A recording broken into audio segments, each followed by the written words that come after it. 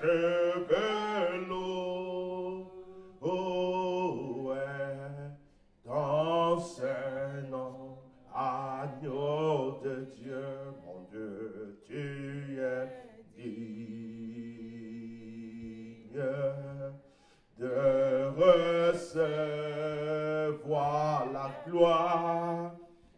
Tu es digne de recevoir la gloire. Oui, Père, tu es digne de recevoir toute gloire. Tu es digne d'être élevé. Tu es digne d'être magnifié, d'être exalté et d'être glorifié. L'honneur au Père est à toi. La puissance, la magnificence et toute gloire se trouve avec toi. Nous sommes là, Jéhovah Elohim, pour t'exalter, te glorifier et te magnifier. Nous voulons, Seigneur, que ton règne vienne. Nous voulons que, Seigneur, tu sois glorifié dans tout ce que nous dirons, nous ferons, Seigneur, parce que c'est à toi, Seigneur, que doit s'élever le parfum d'adoration. Sois béni, Père. Sois béni pour ta présence ce matin. Je l'ai senti dès que je suis entré dans ce lieu. Père, je reconnais ta présence. Je sais quand tu es là. Et je veux bénir ton nom pour ta présence, Seigneur.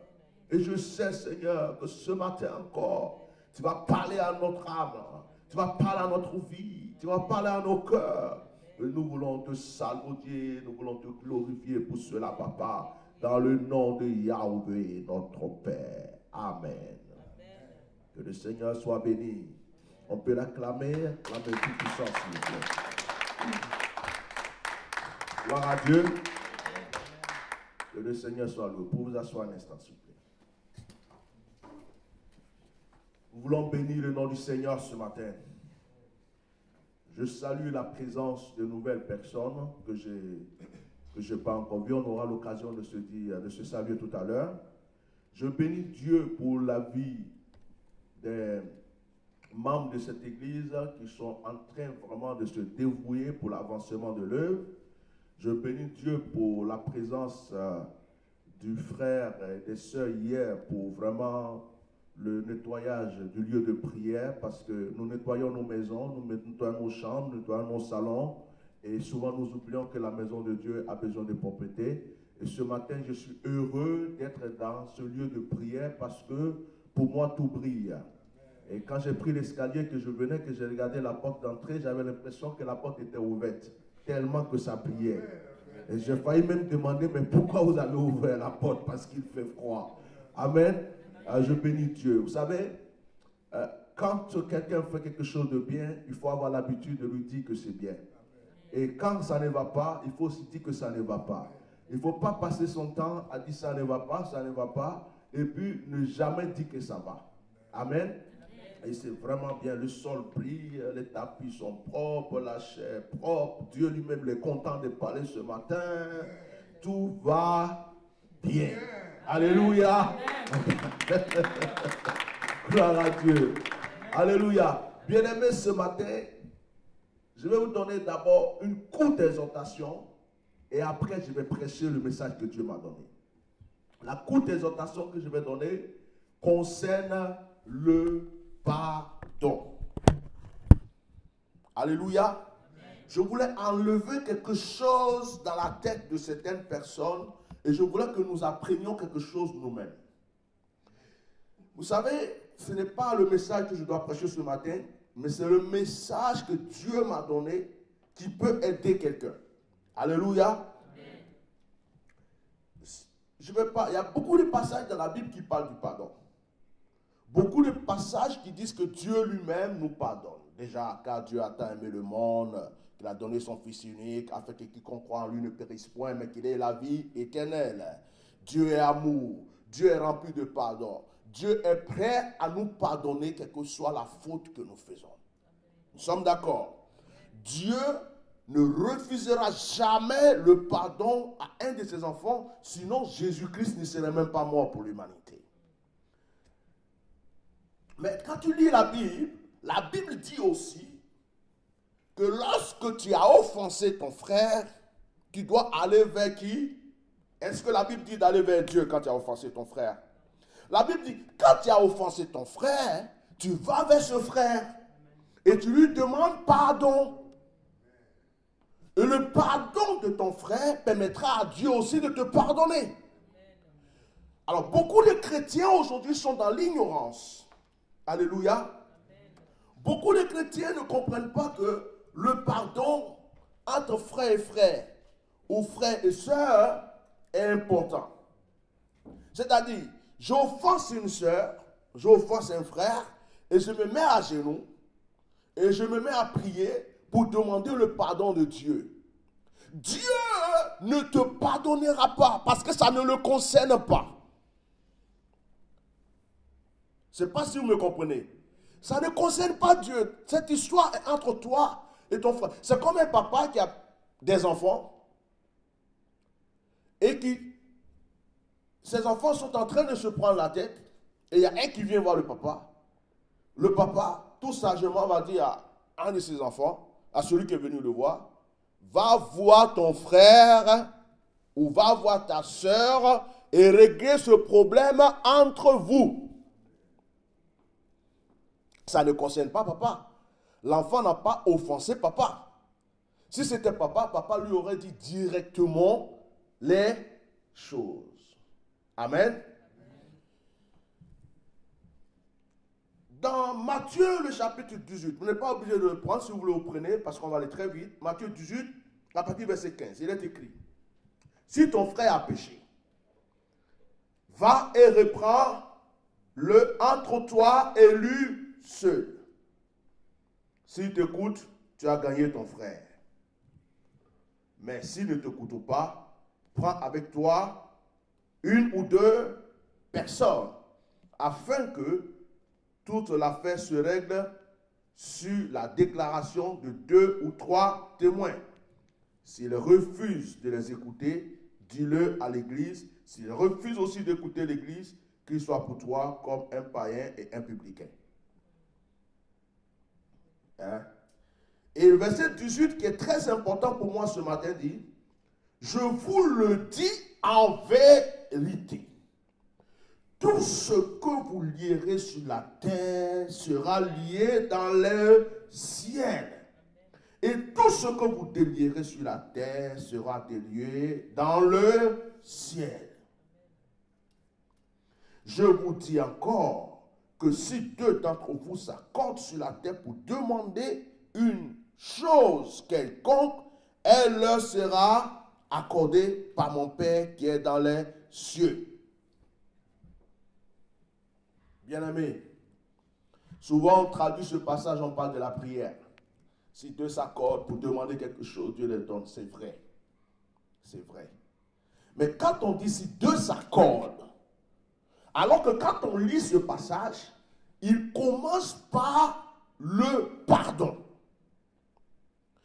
Comment est-ce qu'on peut dire que deux personnes s'accordent s'il n'y a pas de problème entre ces deux personnes? Deux personnes qui n'ont pas de problème, qui s'entendent très bien. Il y a l'amour, il y a l'entente, il y a tout ce qu'il faut. On ne va pas venir dire, accordez-vous. On dira plutôt, c'est bien, vous êtes un exemple. Mais Jésus dit, si deux s'accordent, ça veut dire que avant que votre prière ne monte devant le Père, devant Dieu, soyez unis. Ayez le même esprit, la même pensée. Donc, toi, tu ne vas pas te mettre de l'autre côté pour dire oui, de toute façon, on est tous enfants de Dieu. Même si j'étais offensé, je demande ce que je veux à Dieu, Dieu va me pardonner, et toi, ce n'est pas ton problème, ceci, cela. Non! Dieu est ordonné. Et Dieu respecte les principes qu'il a établis. Il dit, si deux s'accordent et qu'ils demandent quelque chose, cette chose leur sera accordée. Nous sommes d'accord? Mais s'il y a désaccord, la chose ne descendra pas. C'est même pareil dans un couple. Un couple ne peut pas dire, passez là-bas s'il vous plaît après, pas devant la caméra, voilà, comme ça fait le tour. Un couple ne peut pas dire,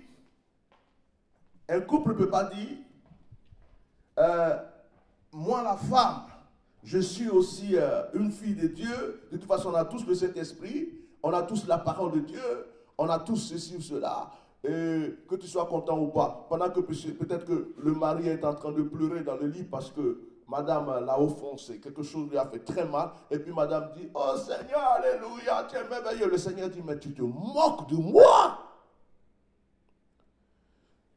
Ton homme est en train de pleurer, réconciliez-vous, accordez-vous. C'est la même chose pour l'homme et envers l'homme aussi. Mais ta femme a mal au cœur. Accordez-vous. Demandez-vous pardon. Et demandez-moi maintenant ce que vous voulez. Mais l'autre ne va pas dire, oh Seigneur, donne-moi ceci, pendant que l'autre a mal au cœur. Il n'y a pas accord. C'est comme ça dans l'église. Et quand le Seigneur décortique cela, il donne l'exemple de deux personnes. Après, il dit, si ça ne marche pas, appelez un ou deux témoins. Ça veut dire que je viens demander pardon à ma soeur Lorraine, par exemple, parce que je l'ai offensée. Lorraine, elle a tellement mal qu'elle refuse mon pardon. Je peux prendre la soeur Esther et je dis, Esther, s'il te plaît, est-ce que tu peux parler avec Lorraine pour moi, pour qu'elle me pardonne? Parce que je cherche le pardon de Lorraine. Je ne vais pas dire non, mais elle exagère, je lui ai déjà demandé pardon, si elle veut qu'elle accepte, si elle veut qu'elle n'accepte pas. Non, elle a eu mal au cœur. Il y a quelque chose qui l'a blessée. Il y a quelque chose qui lui a fait mal. C'est à moi de rechercher ce pardon. Même s'il faut même que je me mette à genoux. Il me faut ce pardon. C'est important qu'on s'accorde. Et si Esther intervient, que Lorraine ne veut pas, alors là, on quitte le cadre du privé. Quand on dit qu'on en parle à l'église, ça ne veut pas dire qu'on vient dans l'église pour faire un scandale. On en parle par exemple au pasteur. Ou le pasteur peut déléguer des responsables de l'église. Mais on ne va pas se lever en plein culte pour dire oui, en fait, j'ai demandé pardon à Lorraine, elle n'a pas accepté, après j'ai appelé Esther. Ça, c'est le désordre. La Bible dit on en parle à l'église. Et dans l'église, il y a des autorités. Dans l'église, il y a des personnes établies. Ça veut dire qu'on peut en parler à un frère qui est bien placé pour cela. Il appelle d'autres personnes et ensemble, on essaie de régler le problème. Une sorte de comité pour régler ce problème. Maintenant, on dit, si la personne refuse dans ces conditions, tu n'as plus rien à te reprocher. Tu as fait toutes les démarches qu'il faut. Là, tu peux prier. Dieu peut t'exaucer parce que Dieu sait que tu as fait tout ce qu'il y avait à faire. Je voudrais que cet enseignement ce matin, cette petite exhortation soit dans le cœur, dans la tête de tout un chacun. Parce qu'il y a beaucoup d'églises aujourd'hui qui se divisent par le manque d'amour, le manque de pardon. Il n'y a aucune personne sur cette terre qui va dire qu'il n'a pas de péché ni de faute. Il n'y a pas quelqu'un qui va dire je n'ai jamais fait du mal. Ça n'existait pas. Mais la Bible nous dit, quand ça arrive, il faut se demander pardon. Il faut s'accorder. Donc, si deux s'accordent pour demander quelque chose à Dieu, cette chose leur sera donnée. Si deux sont dans le désaccord, la chose ne sera pas donnée. Alors, imaginez une église qui est dans le désaccord. Tout ce qu'ils demandent n'arrive même pas chez Dieu. Ils perdent leur temps à prier parce que Dieu dit, vous êtes désordonnés. Il y a l'autre qui a ceci contre celui-là, l'autre a ceci contre celui-là, l'autre est contre le pasteur, l'autre ne veut pas, l'autre n'est pas content, l'autre n'aime pas la soeur qui est là-bas, l'autre n'aime pas ceci. Vous êtes désordonnés. Quand vous allez vous accorder, vous verrez ma gloire parmi vous. Bien-aimé, cette exhortation, je la garde pour moi et tu dois la garder pour toi aussi. Et il y a une chose que Dieu n'aime pas, c'est l'hypocrisie. faire semblant de faire quelque chose alors qu'on ne le fait pas avec son cœur, c'est très dangereux. Dire à quelqu'un, je t'aime, alors que tu hais la personne, c'est très dangereux. C'est même pire que la sorcellerie, l'idolâtrie. Parce qu'au moins un idolâtre, un sorcier, on sait bien ce qu'il est en train de faire. Mais pour toi, c'est caché dans le cœur, on ne peut pas le savoir, c'est pas bien. Tu as quelque chose contre un frère, contre une soeur, on n'a pas dit de faire un scandale, appelle-le tranquillement, mon frère, voici ceci, ma soeur, voici cela. Vous pouvez me dire ce matin, mais pourquoi il nous donne cette exhortation? Est-ce que ça nous concerne? Vous savez, il y a plusieurs manières pour Dieu de parler. Deux fois, Dieu prévient pour quelque chose qui va arriver. Et deux fois aussi, Dieu sait qu'il y a quelque chose, c'est-à-dire le message peut concerner une seule personne. Ça peut concerner peut-être même quelqu'un qui est dans la rue, qui est en train d'écouter. Ça peut concerner peut-être pour le moment personne, mais demain quand il aura une situation, quelqu'un va se rappeler de ça et ça va pouvoir l'aider pour l'avenir. Le pardon. Surtout là où je vais appuyer pour arrêter cette exhortation, c'est de ne jamais, jamais offenser quelqu'un qui a mal au cœur et puis croire que je peux le laisser dans sa douleur, aller demander pardon à Dieu, puis Dieu va me pardonner à la place de la personne. Dieu te répond, ce n'est pas moi qui t'ai offensé. La personne que tu as offensée est là-bas, va voir et règle ça avec la personne. Amen. Amen. Que le Seigneur utilise cette exhortation ce matin, que je vous donne avant mon message, pour guérir le cœur d'entre vous. C'est-à-dire, apprenez à vous humilier, apprenez à vous demander pardon et apprenez à avancer dans l'amour. Si vous remarquez depuis un moment, je vous laisse faire. Ce matin même, je venais te dire, commence le culte, même si je ne suis pas là, commencez le culte. Parce que l'église, ce n'est pas moi. L'église, c'est l'épouse de Jésus-Christ. L'église, c'est l'assemblée des chrétiens. Je suis un berger. Bientôt, je ne serai même pas là en tant que pasteur parce que mon ministère, c'est un ministère d'apostolat. J'ai des pasteurs qui travaillent avec moi, que j'ai établi dans les endroits et j'ouvre des églises. Mais ici, à Châtellerault, je suis le pasteur parce que Dieu m'amène comme un pionnier pour démarrer et je suis le pasteur de cette église. Mais on a 3 églises en Côte d'Ivoire, il y a d'autres églises qui sont en train de s'ouvrir encore et il y a des appels, il y a des vocations qui se présentent dans le ministère. Ça veut dire que à cause de la mission, je vais beaucoup voyager bientôt. On est en train de prier pour l'arrivée d'un pasteur que Dieu doit établir là, qu'on connaît, un pasteur musicien, chanteur, qui joue au piano, qui joue à la batterie, qui est aussi chanteur, qui vient bientôt, qui va gérer cette église en dessus, qui sera le pasteur adjoint. Et quand je vais, j'ai au moins un berger qui est là, qui dirige le peuple. Vous voyez? Mais actuellement, je vous laisse, je vous regarde, je vous laisse faire. Et tout se passe bien, je suis content. Parce que on a compris que l'église n'appartient pas à une personne, elle appartient à Dieu. Ça ne veut pas aussi dire que parce qu'elle appartient à Dieu, va manquer de respect au pasteur. Parce qu'il y a certains chrétiens qui disent, oh, on est tous enfants de Dieu. On est tous enfants de Dieu, mais méfie-toi. Dieu t'a vu, il m'a choisi. Et il sait pourquoi il m'a choisi et tu ne sais pas ce qu'il a déposé sur ma tête. Donc il y a une différence. Il y a le don des ministères, il y a les chrétiens et il y a les dons spirituels. Quelqu'un dans l'église peut prophétiser, mais il ne remplacera jamais un prophète. Donc, ça dit que l'ordre dans la maison de Dieu est important et le respect mutuel est important. Ça veut dire que moi aussi, je ne viendrai pas dire, oh, parce que je suis apôtre, parce que je suis pasteur, parce que dans le monde entier, on m'appelle bishop, allez, viens, je t'écrase, je te marche dessus. Là, ça devient autre chose. Vous comprenez un peu ce que je veux dire?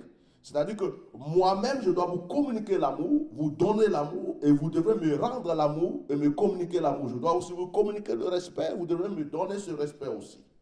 C'est comme ça qu'on marche dans la maison de Dieu. En début de cette année, je vais prier, je vais oindre une soeur parmi nous, et je vais la consacrer diaconesse. C'est la soeur que vous connaissez tous, la soeur Esther.